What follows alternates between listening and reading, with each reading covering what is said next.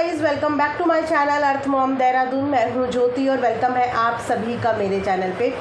As promised कि दिवाली के time पे हमने जितने भी टॉपिक्स कहीं ना कहीं मिस कर दिए थे, उन टॉपिक्स पे मैं रिएक्शन वीडियो आप सबके लिए बनाऊंगी एंड अब से रेगुलर आपको चैनल पे वीडियोस मिलती रहेंगी, क्योंकि ब्रेक बहुत हो गया एंड आई थिंक अब तक दिवाली की थोड़ी थोड़ी थकान से भी हम लोग ओवरकम कर चुके होंगे। तो अब आप लोगों का रिएक्शन वीडियोज़ इन्जॉय करने का वक्त आ गया है। तो उम्मीद करती हूँ कि आप लोगों को ये वीडियो भी पसंद आएगी। आज लोग देवरानी जेठानी के लेटेस्ट इंगेजमेंट फंक्शन के ऊपर बनाने वाले हैं, क्योंकि उस फंक्शन में बहुत सारे ऐसे ब्लंडर हुए हैं जिसकी वजह से सोशल मीडिया पे अगेन हाहाकार मच गया है, जिस पे बात करनी तो बनती ही है। तो आप लोगों को कमेंट सेक्शन में अपने अपने ओपिनियन मेरे साथ ज़रूर शेयर करने। ऐसा भी हो सकता है कि इस बीच मैंने बाकी भी बहुत सारी चीज़ें मिस करी हो, तो उसी से रिलेटेड आप मुझे कमेंट सेक्शन में बता सकते हैं। ऑल्सो कमेंट सेक्शन में एक वॉइस नोट का भी ऑप्शन आया है, तो मैं कोशिश करूँगी कि टॉप 5 या टॉप 10 आई मीन जो स्टार्टिंग के होंगे, मैं उनको वॉइस नोट के ज़रिए ग्रैटिट्यूड या उनके कमेंट्स के रिप्लाई कर पाऊँ। इसीलिए कमेंट सेक्शन में कमेंट ज़रूर आप लोग ड्रॉप करना। तो चलिए आज का वीडियो शुरू करने से पहले आप लोगों के साथ शेयर कर देती हूँ जो कॉटन का सूट मैंने ये पहना है। इससे पहले मैंने इसी का ब्लैक कलर का सूट भी पहना था, जो कि अगेन बहुत ही सुंदर था। बहुत सारे मेरे सब्सक्राइबर ने वो बाय भी किया था, लेकिन इस समय पे चल रहा है फेस्टिवल सीज़न और उसी का ब्लैक का ये रेड वाला प्रिंट भी मुझे देखने को मिला, तो मैंने ये ऑर्डर कर लिया था दिवाली से पहले ही। एनिमल प्रिंट आजकल काफ़ी ट्रेंड में भी है और सुंदर भी लगता है। साथ में बहुत ही खूबसूरत इसका दुपट्टा है, जरूर बाय करना, बहुत सुंदर लगता है पहनने के बाद। चलिए इसी के साथ वीडियो में हम लोग बढ़ते हैं आगे। गाइस, देवरानी जेठानी की ज़िंदगी में थोड़ी सी ठहराव आता है, यानी कि थोड़ी सी स्टेबिलिटी आती है और उसके बाद अचानक से फिर से तूफान आ जाता है। किसी ना किसी चीज़ को लेके ये लोग सुर्खियों में आते रहते हैं। जैसे कि अभी इन लोगों का इंजॉयमेंट वाला वीडियो व्लॉग देख के बहुत सारे सब्सक्राइबर खुश हो गए कि चलो फाइनली इन लोगों की भी कंट्रोवर्सी ठंडी तो हुई और वापस से दोनों एक साथ एक ही फ्रेम में एक ही स्क्रीन में इंजॉय करते हुए भी नज़र आ रहे हैं। सो विकास की हुई है इंगेजमेंट। विकास, आप लोग सभी उसको जानते होंगे, क्योंकि विकास एक तरीके से इन्हीं की फैमिली का मेंबर ही आप मान लीजिए। इसको हमने कामनी का व्लॉग हो चाहे निक्कू का व्लॉग हो, दोनों के ही व्लॉग में भरपूर मात्रा में देखा है। बॉन्ड आपस में कैसा शेयर करते हैं वो भी देखा है।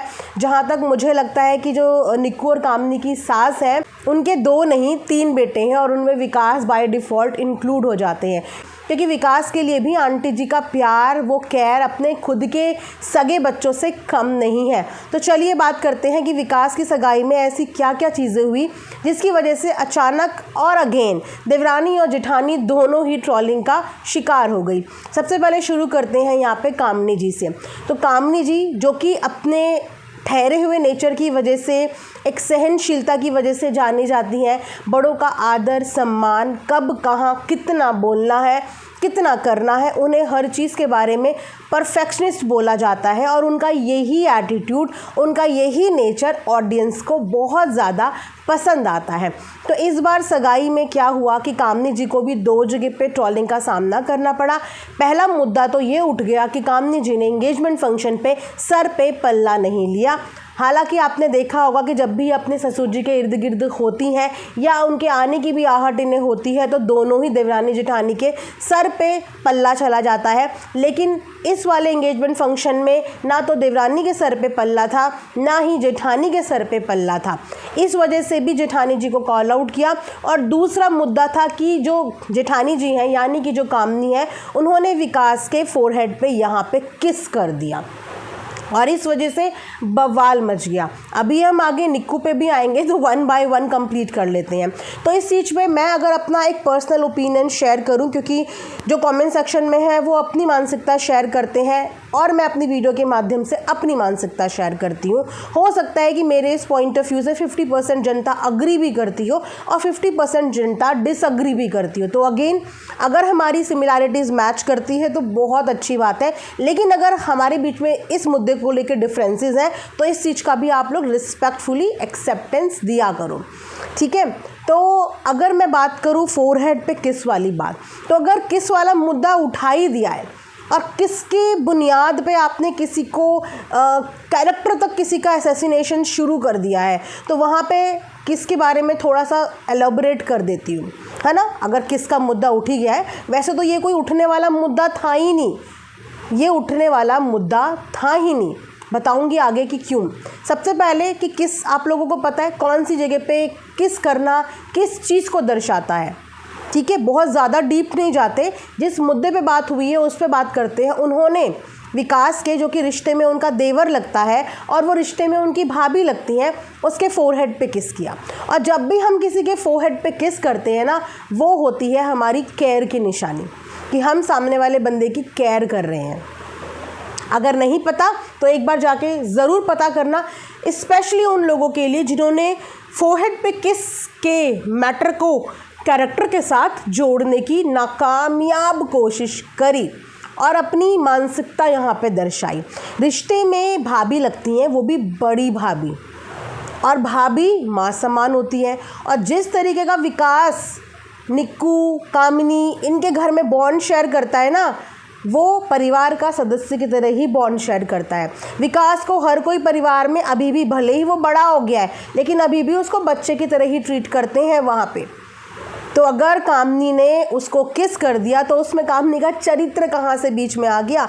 कि आप में से कभी कोई अपने देवर, अपने भाई, अपने दोस्त, इन सबको फोरहेड पे किस करके एक जेस्चर नहीं शेयर करते।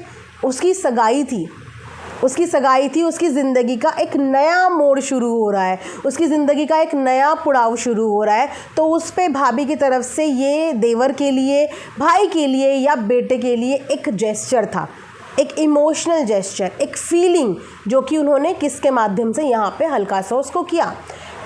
कामनी जी को ये बात प्रूव करने के लिए अपने भाई के साथ भी फ़ोटो शेयर करनी पड़ी, जो कि बिल्कुल ज़रूरी नहीं थी। आपको ऐसी मानसिकता के लिए प्रूफ्स देने की या जस्टिफाई करने की कोई ज़रूरत नहीं होनी चाहिए।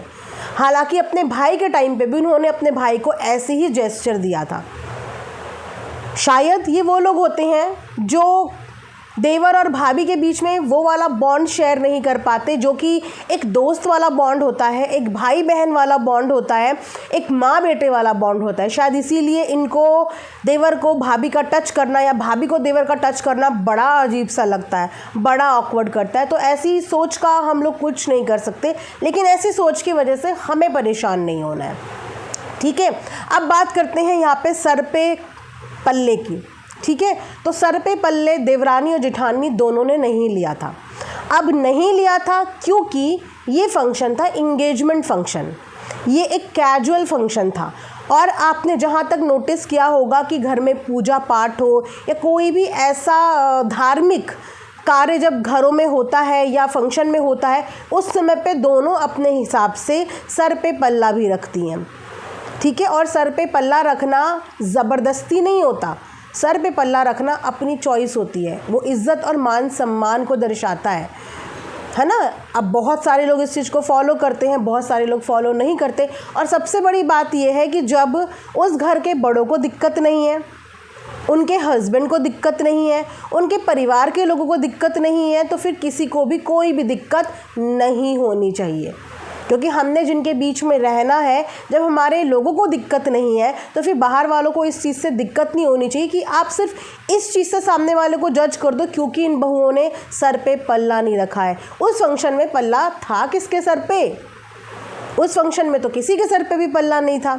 या तो वो पल्ला ही सर पे रखते या वो उस फंक्शन को एंजॉय ही कर पाते, दोनों में से एक ही चीज़ कर पाते हैं ना। और जहाँ पे उस घर की दोनों बहुओं को पल्ला रखना चाहिए, वहाँ पे वो बाकायदा इज़्ज़त मान सम्मान के साथ चीज़ें करती हैं, क्योंकि इन घर की दोनों बहुओं को बहुत अच्छे से पता है कि हमें कब किस जगह कौन से कपड़े पहनने हैं।